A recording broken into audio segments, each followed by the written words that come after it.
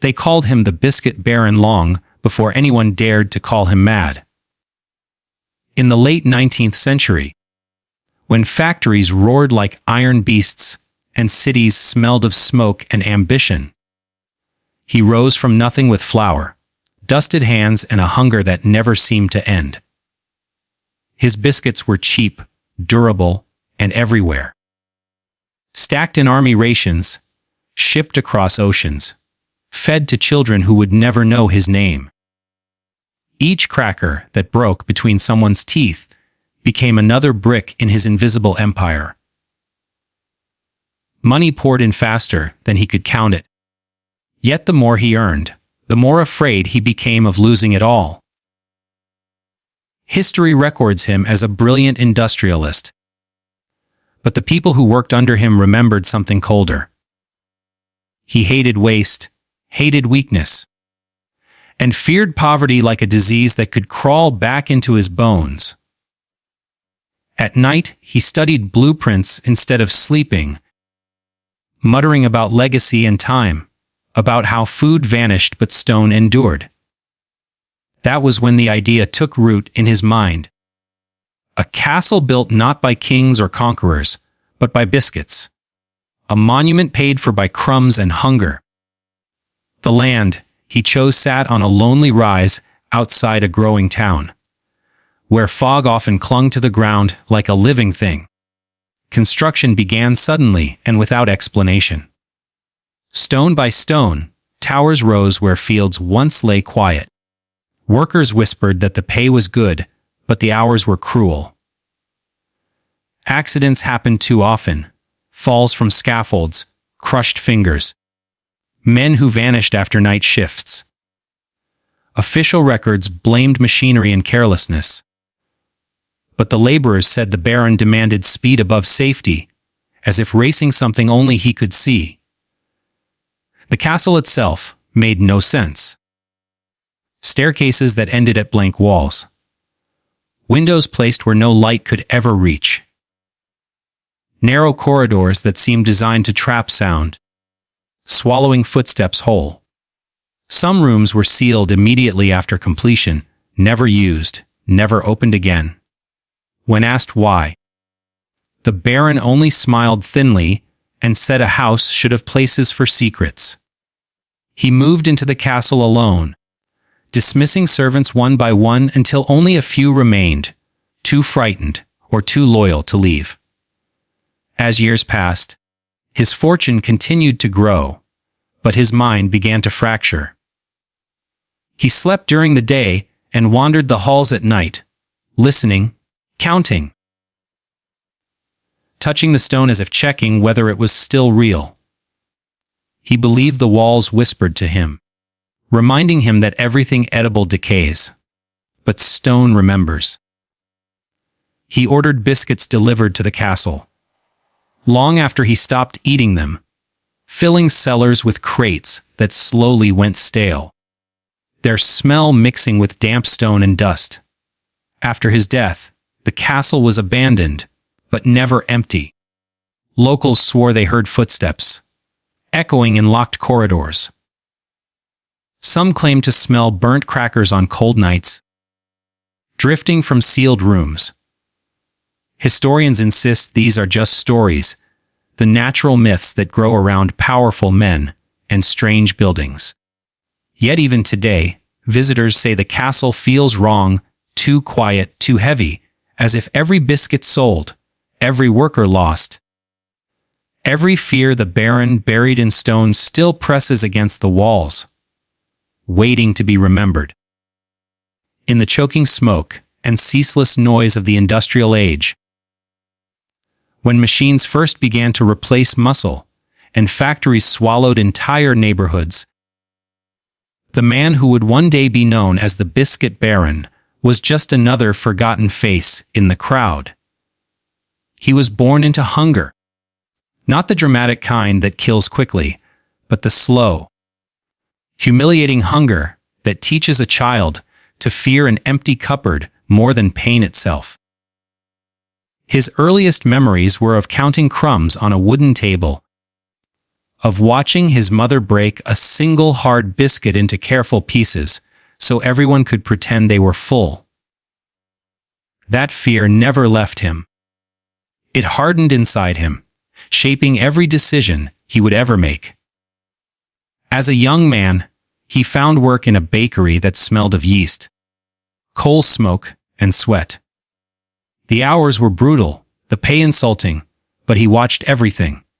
He studied how flour was stretched, how shortcuts were hidden, how speed mattered more than kindness when feeding a growing city. While others dreamed of comfort, he dreamed of control.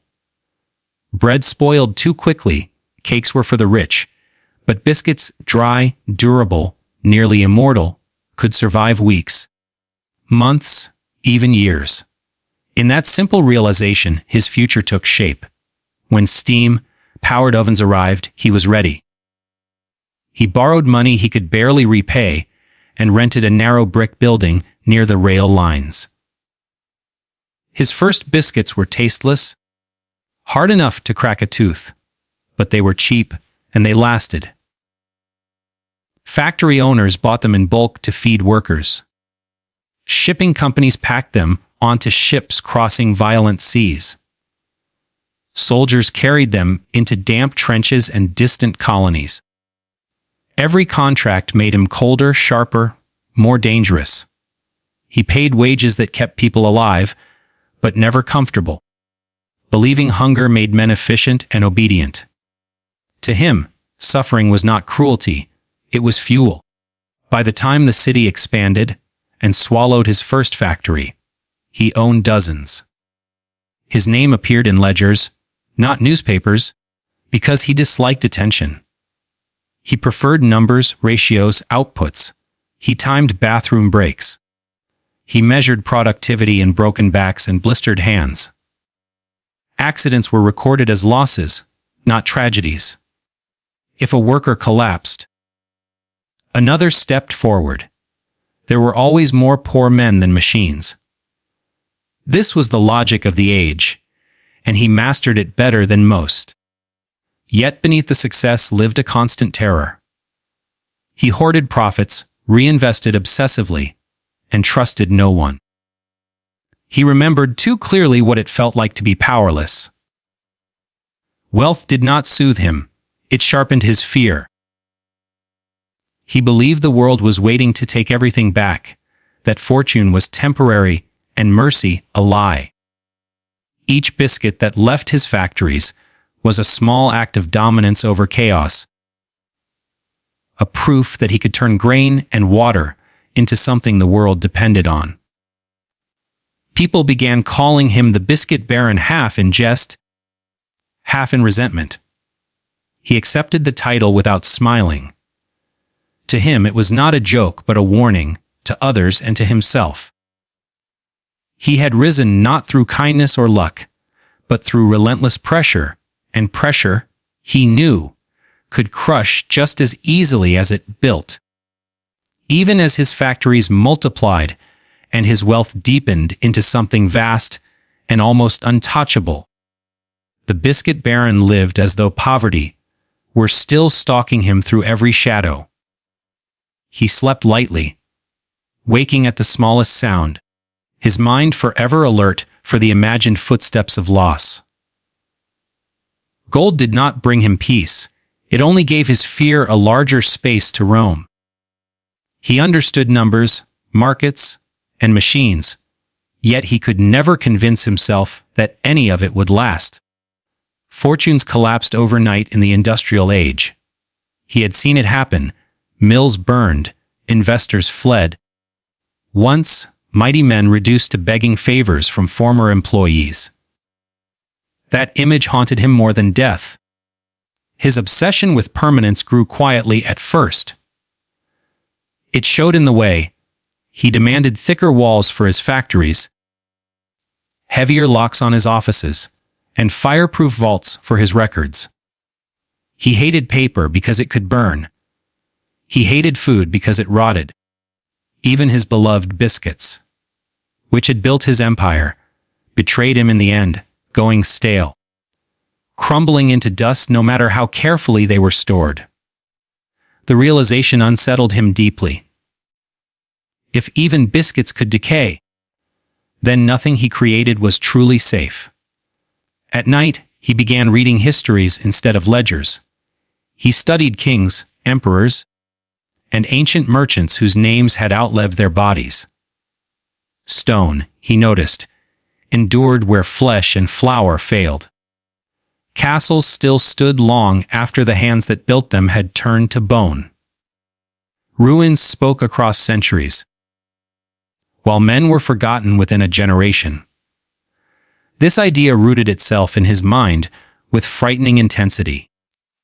He did not want to be remembered as a manufacturer or a name on a wrapper.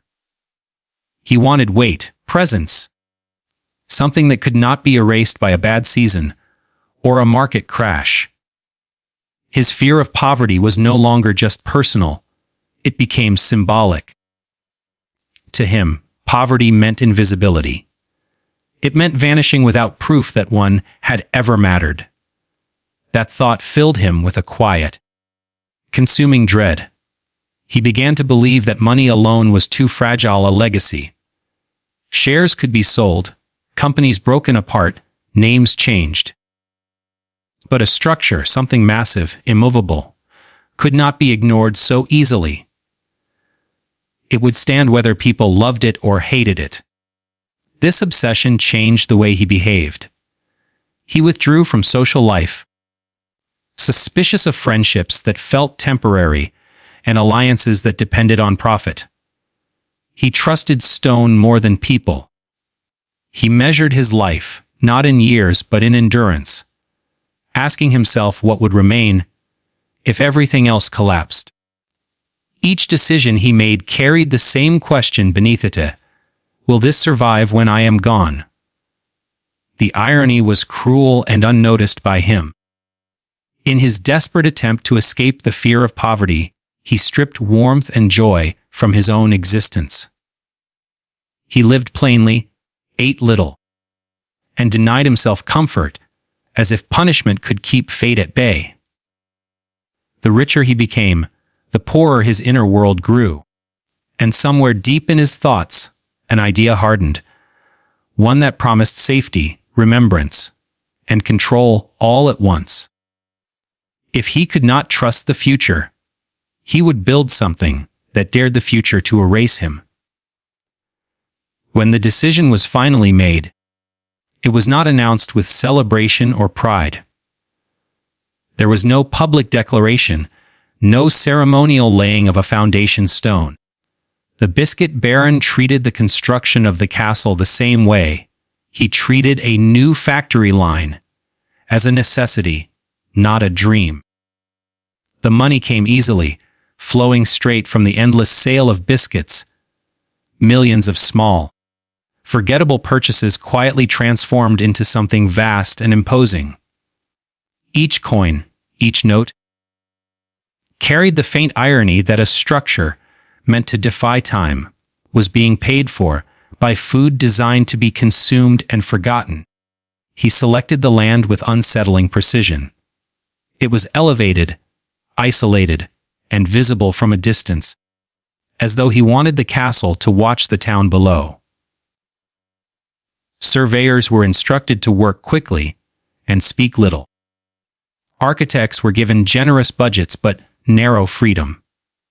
He rejected designs that felt decorative or joyful, favoring heavy stone, thick walls, and narrow windows.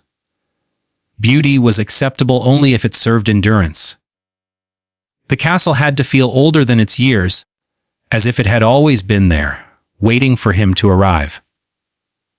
Construction began at a relentless pace. Materials were hauled in day and night.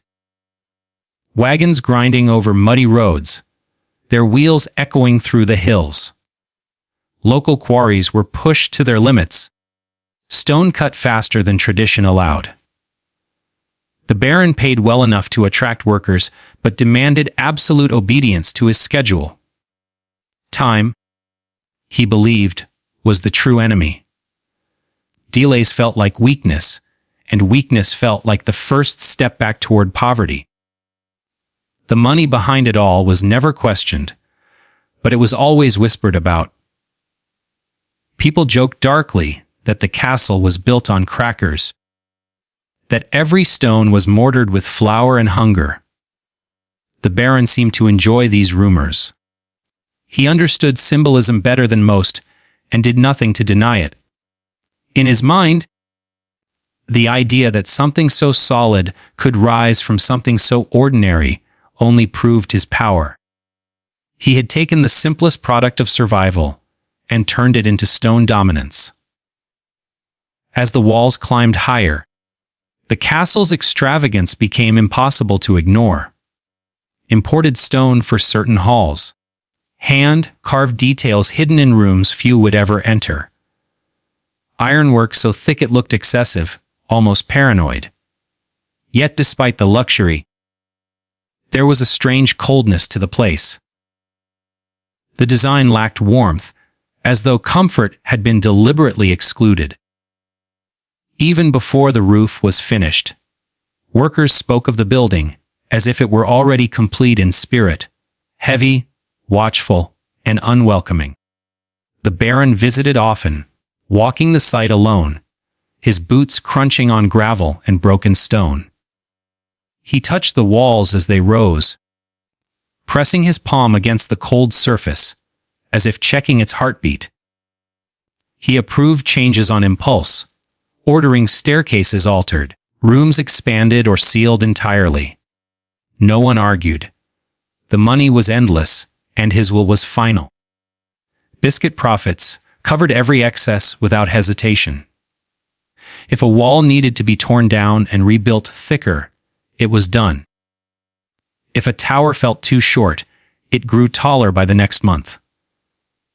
What unsettled the workers most was how little joy he showed. There was no prideful smile, no moment of satisfaction. To him, the castle was not a trophy but a shield. Each stone laid felt like another layer between himself and the terror of losing everything. The more lavish the structure became, the more severe his expression grew, as though he feared even this massive project might still not be enough. By the time the outer walls enclosed the grounds, the castle dominated the landscape, a silent monument paid for by countless small purchases made by people who would never see it. Biscuits bought for hunger, convenience, and survival had been quietly converted into something that watched the world from above.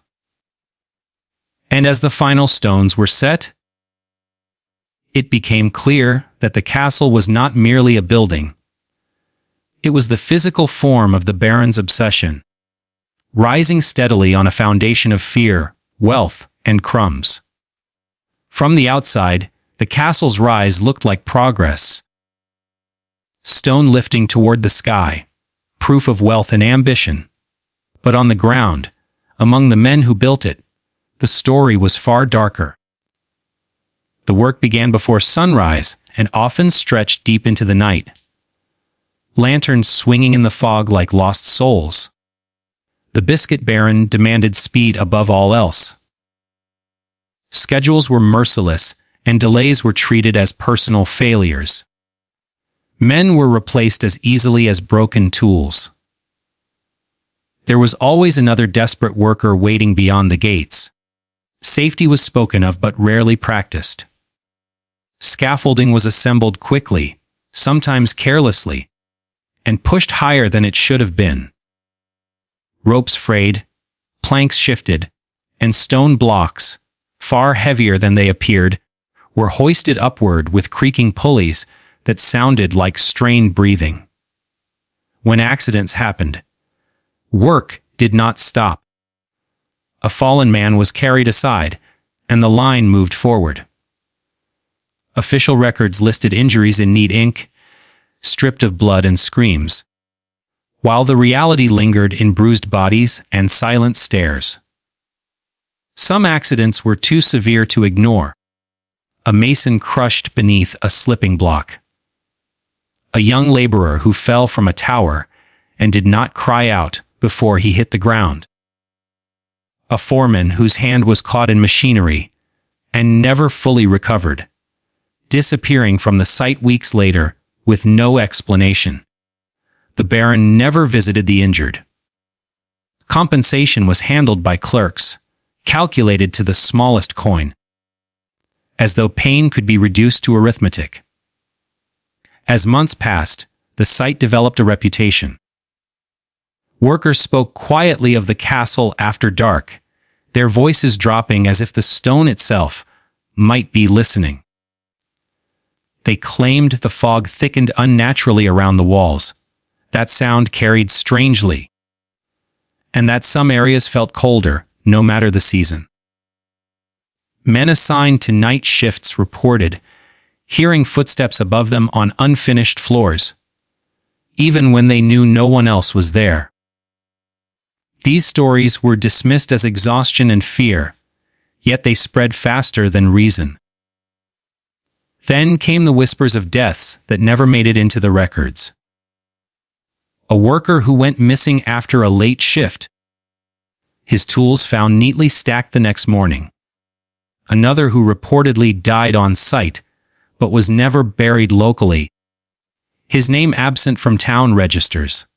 No one could prove anything, but the rumors hardened into belief. The castle, they said, was demanding payment beyond wages. Each tower required its share. Each sealed room took something in return. The Baron remained unmoved by these murmurs. To him, the suffering was unfortunate but necessary. He believed great structures had always been built on sacrifice, and he saw no reason his should be different.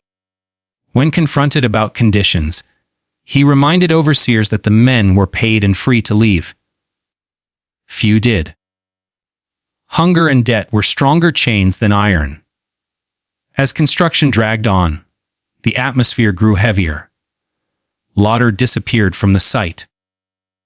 Workers avoided certain corridors and refused to be alone near the inner foundations.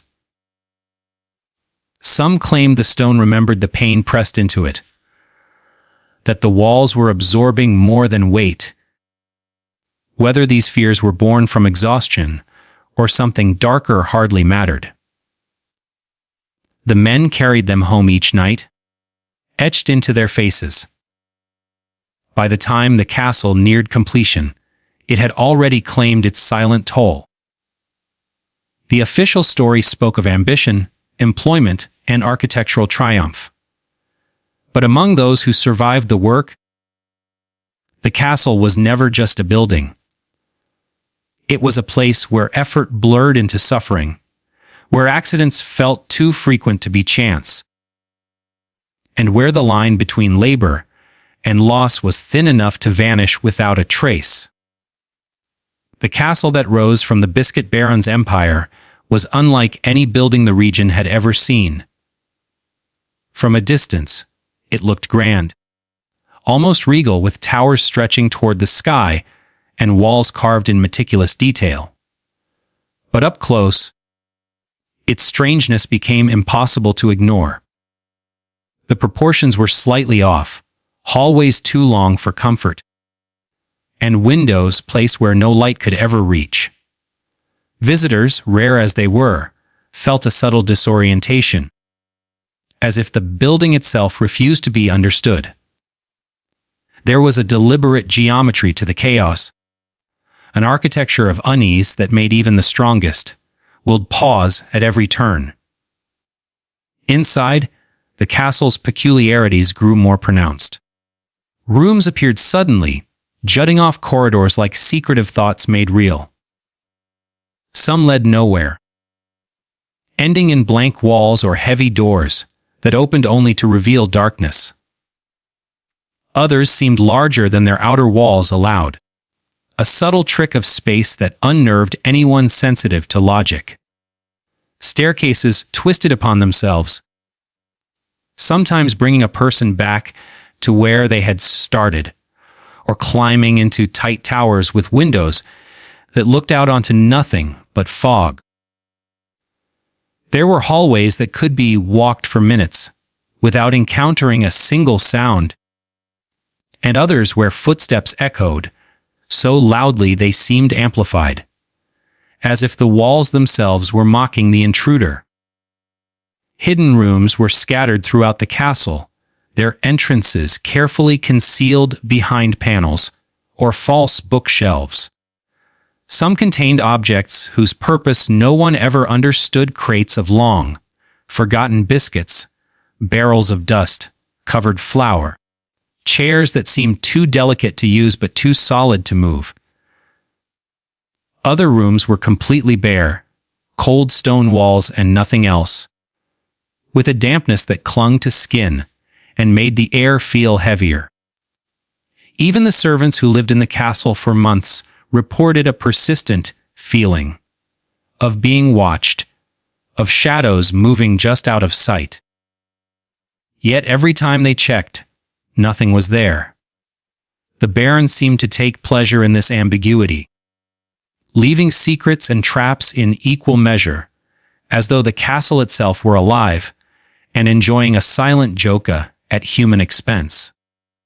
The silence within the halls was perhaps the most unsettling of all. No matter the hour, a visitor could wander for minutes without hearing the scrape of a broom or the murmur of workers.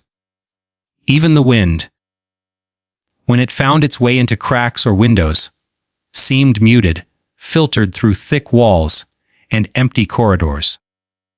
Some claimed that the silence was broken only by whispers, soft, indecipherable voices that seemed to originate from nowhere, footsteps that did not match the number of people present, doors opening slowly, revealing only the black void beyond.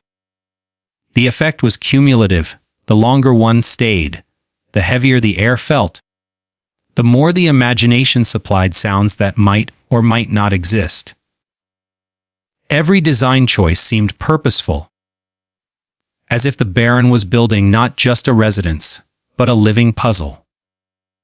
Light and shadow were manipulated to disorient. Spaces were extended or compressed to create unease, and hidden rooms created a sense of secrets pressing against the walls. Even furniture was carefully placed to obstruct paths subtly or redirect movement.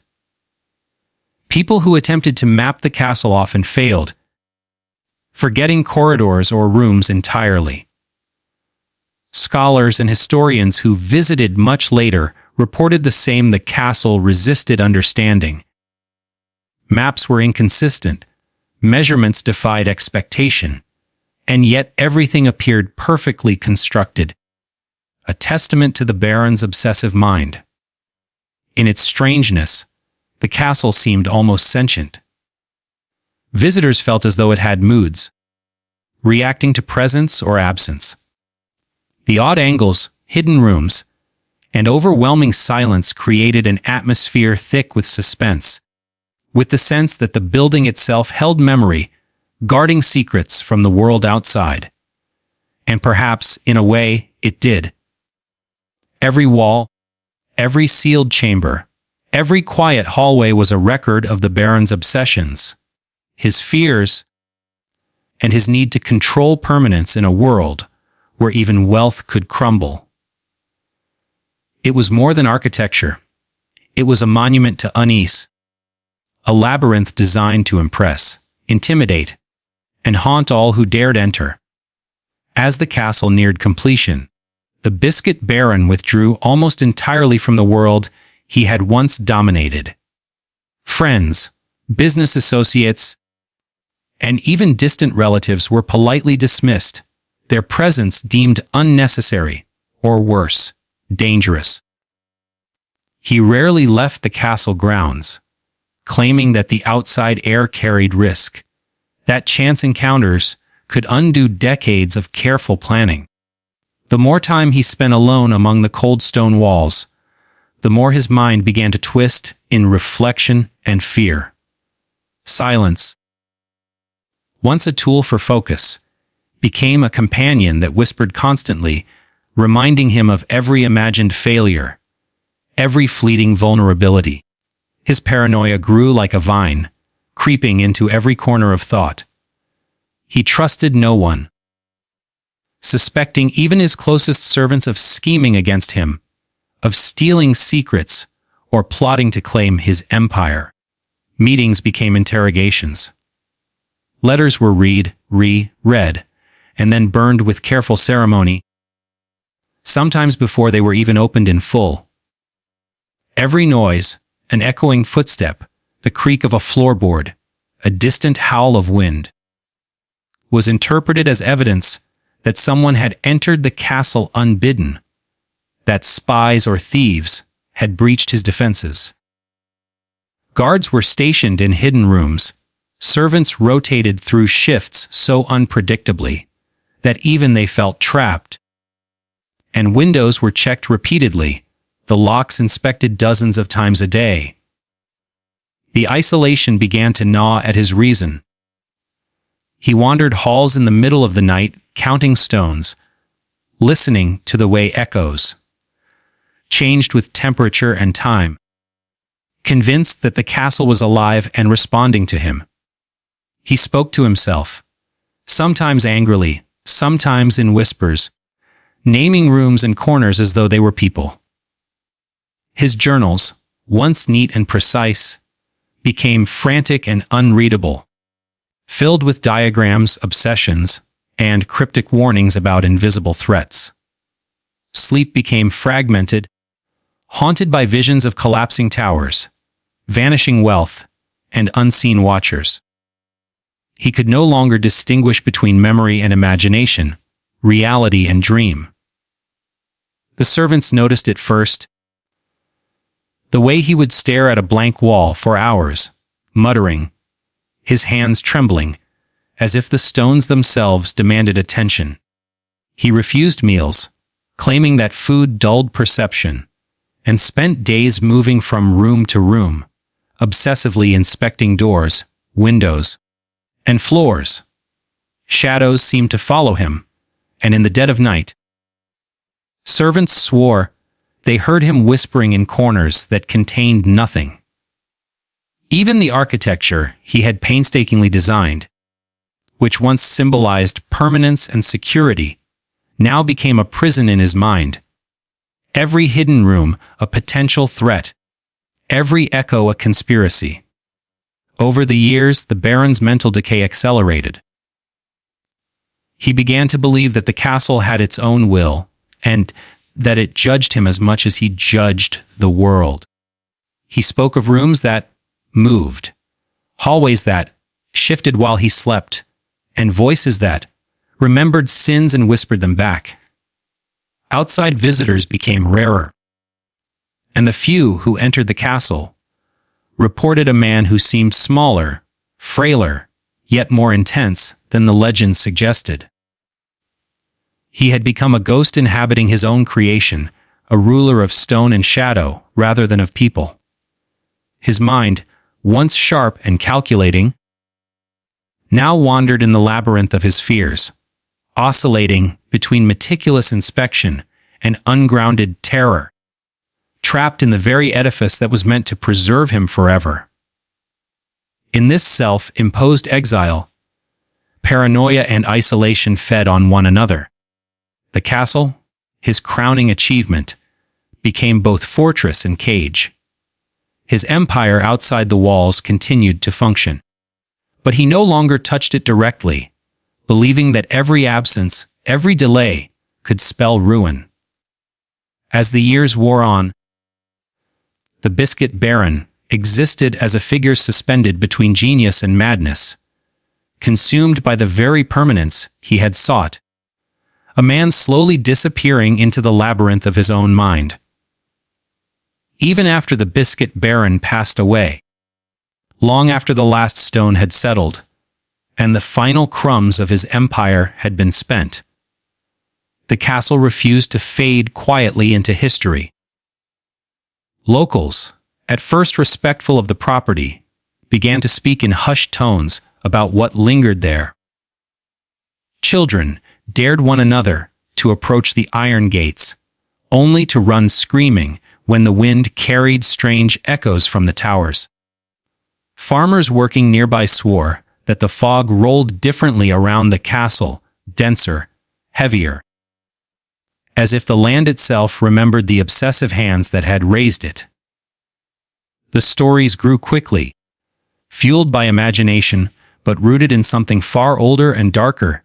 The place felt alive, and not in a welcoming way. Travelers and curious historians who ventured inside reported a host of unexplainable phenomena. Footsteps echoed in long corridors, though no one was present. Doors would open of their own accord, revealing nothing but darkness and cold stone. In certain rooms, a faint smell of biscuits, stale, almost burnt, permeated the air, inexplicable decades after the last crate had been stored. Shadows seemed to move independently of light sources, and whispers, half-formed and undecipherable, floated along hallways, where sound should have been swallowed entirely. Some claimed the castle groaned and shifted at night, as though it were a living body, adjusting and breathing beneath the weight of its own history. The legacy of the Baron himself became inseparable from the structure he had left behind. The tales told of him, his obsession, his cruelty, his paranoia, merged seamlessly with the building's oddities. Witnesses spoke of glimpses of a frail man pacing in empty rooms, or a figure watching silently from a high window, even when no one else was present. The castle became a mirror of his mind, labyrinthine, intimidating, and full of hidden corners that seemed to hold memories of suffering, obsession, and unrelenting control. Visitors often felt an almost tangible sense of judgment pressing down on them, as if the building itself were evaluating their worth. Just as the Baron had done in life, over time, legends took on a life of their own. The castle was said to trap those who lingered too long in its shadow, compelling them to confront fears or obsessions they had long suppressed. Animals refused to enter the grounds, and even the bravest adventurers described unease so acute it left a physical mark, a pressure on the chest or a chill that refused to fade. Some spoke of lights flickering in abandoned towers, of figures glimpsed through windows that should have been sealed, and of sounds. Chains dragging, footsteps ascending spirals that defied explanation. The history of the castle and its master merged with folklore, leaving a sense that the entire property had been cursed, either by the Baron himself or by the weight of his obsessive ambition.